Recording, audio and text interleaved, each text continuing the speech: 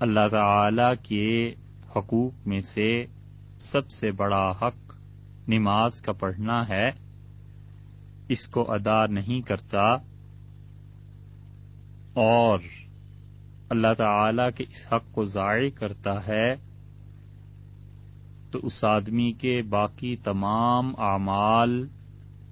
بڑے خطرے میں ہیں۔ بڑی بڑی اصلاحی تحریکیں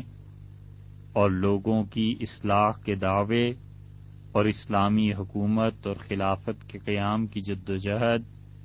یہ ساری چیزوں میں کوئی آدمی کتنا ہی مخلص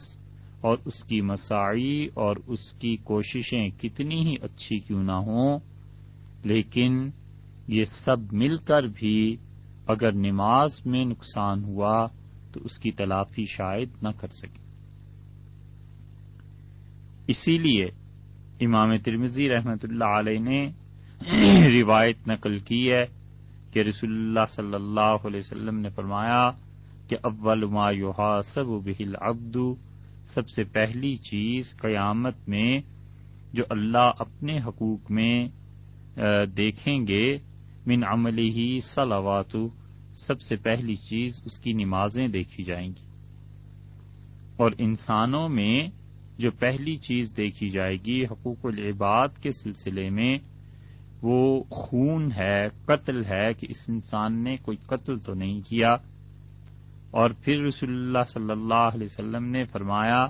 یہ جو قتل والی بات ہے یہ ایک اور روایت میں آئی ہے، ترمذی کی بات نہیں کر رہے، ترمذی کی روایت میں تو اتنا آیا ہے کہ سب سے پہلے قیامت میں نماز کو جانچا جائے گا، فَإِن صَلَحَتْ، اور اگر نماز اس کی پوری ہوئی، فقد افلح، تو اس آدمی نے نجات پائی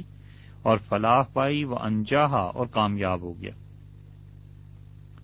وَإِن فَسَدَتْ، اور اگر نماز میں کچھ گڑبڑ ہو گئی، فقد خاب وخسر، وہ انسان ناکام ہوا، برباد ہو گیا۔ اور اسی لیے رسول اللہ صلی اللہ علیہ وسلم نے نماز کی نہ صرف شدید تلقین فرمائی، بلکہ آپ اس بات پہ غور کیجئے کہ رسول اللہ صلی اللہ علیہ وسلم کا عمومی رویہ جو لوگوں کے ساتھ تھا بڑا نرمی پر مشتمل تھا۔ لوگ آپ کے سامنے آتے تھے، عورتیں، مرد، بچے آ کے مسائل پوچھتے تھے تو رسول اللہ صلی اللہ علیہ وسلم نے کبھی غصے کا اظہار نہیں فرمایا۔ راہ چلتے میں کوئی روک لیتا تھا تو اس کی بات پوری توجہ سے سنتے تھے، اسے جواب دیتے تھے۔ لوگوں کی کئی برس کی باتیں رسول اللہ صلی اللہ